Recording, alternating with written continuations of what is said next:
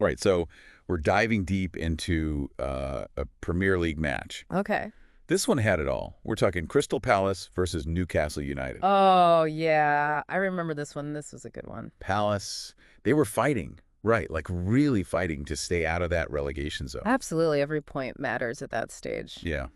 And Newcastle, well, they were looking to climb, push Yeah. their way higher in the standings. It definitely had big implications for both teams, for sure. Huge, yeah. So let's talk about, well, I guess the first thing that really stands out, at least for me, Okay. I mean, Newcastle right out of the gate, injuries, early injuries. In a way. I mean, losing their top scorer, Alexander Isak. Yeah. That's a blow, right? Huge blow. I mean, he's a difference maker. Having to substitute him out that early, bringing in Harvey Barnes, I mean, talk about disrupting a team's strategy. Totally. I mean, how do you even begin to adjust to that? Well, you gotta adapt on the fly. That's the thing about football. Sometimes these things happen. Injuries happen, unfortunately, and it's all about how you respond. So how do you think Newcastle did respond? I mean, especially in that first half, because it felt like, I don't know, it felt like things kind of slowed down after that, right? Yeah, the pace was definitely off. We didn't see a single shot on goal for a good long while. I know. It was like watching a completely different game. Hmm. So was this tactical, you think? Or were both sides just struggling? It's hard to say for sure. I think early on, especially with a forced substitution like that, there's a feeling out process, right? Yeah, sure. Teams kind of reassessing. But tactically speaking, that slower pace, I think it might have actually played into Palace's hand. How so? Well, think about it. They were already the underdogs, right? Facing a team like Newcastle. They were probably content to sit back a bit, absorb that pressure, and then try to hit them on the counter. Okay, yeah, I could see that. Especially knowing Newcastle would be adjusting to Isak's absence. Right, right. And Palace, I mean, they did have their chances. They did. Some real golden opportunities, too. He has Mela Sarr, that cross in the first half, man.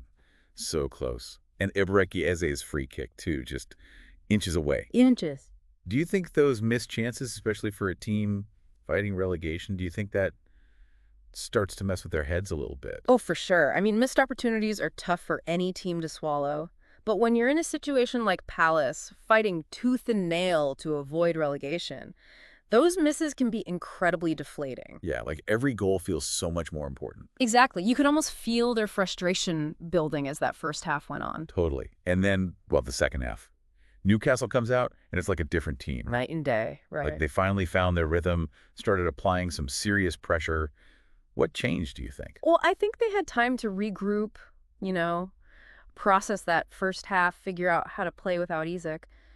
And they came out with renewed energy, and it showed. And then, well, that own goal by Mark Gahey. Oh, yeah, unfortunate for Palace, but... But you got to think, that's kind of the result of that pressure that Newcastle was putting on, right? Absolutely, they forced that error. And, I gotta say, statistically speaking, scoring first, that's when Newcastle becomes a very different beast. Oh, interesting. How so? Well, they love to control the pace of a match. Scoring first. That allows them to do just that. They can sit back, possess the ball, frustrate their opponent. And it just builds from there. Exactly. Opponents start taking more risks, trying to equalize. It creates more opportunities for Newcastle to capitalize. It's a bit of a self-fulfilling prophecy almost. Okay, yeah, that makes sense. And I mean, for most of that second half, it felt like Newcastle was in complete control, right? Oh, yeah, their defense was a wall. So organized, so disciplined.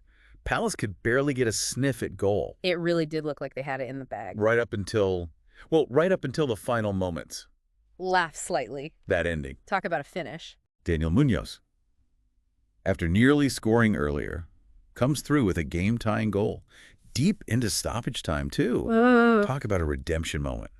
What a moment for him, what a moment for Palace. What a moment for the neutral fan, too, right? Yeah, absolutely. Yeah. So, big picture, where does this leave both teams, after all that drama? What are the big takeaways here? Well, for Palace, it's a massive point. It helps them climb out of that relegation zone, at least for now. Right, and for Newcastle. They're probably feeling a bit frustrated, missed opportunity to climb higher in the table. Yeah, I bet. But they did show, I think they showed they can adapt. They controlled the game, even without their star striker. True. So there are positives to take away for both sides, I think. Okay, yeah, I can see that. So we've got a draw. It keeps both teams right in the thick of their respective battles. But I'm curious about something a bit more psychological, I guess. Okay. We saw that dramatic finish. How do you think, Especially with your knowledge of these clubs, how do you think that ending affects both teams going forward? Wait. Mentally, you know? Oh, that's a great question. I think for Palace, that last-minute equalizer, that's going to be a huge confidence booster. Right. Like a shot in the arm. It shows them, hey, we can compete with anyone. We can get out of this relegation fight. Makes sense. What about Newcastle? I think for Newcastle, it might add a bit of pressure. You know, they have high expectations this season, and dropping points like that in a game they seemingly had won, Yeah. it can weigh on you mentally. It'll be really interesting to see how they respond going into their next matches. It will. Well, what a deep dive this has been. Laugh slightly. Absolutely captivating match, and I think a lot to think about for both of these clubs going forward. Definitely. All right, we'll be back soon with another look into the world of football.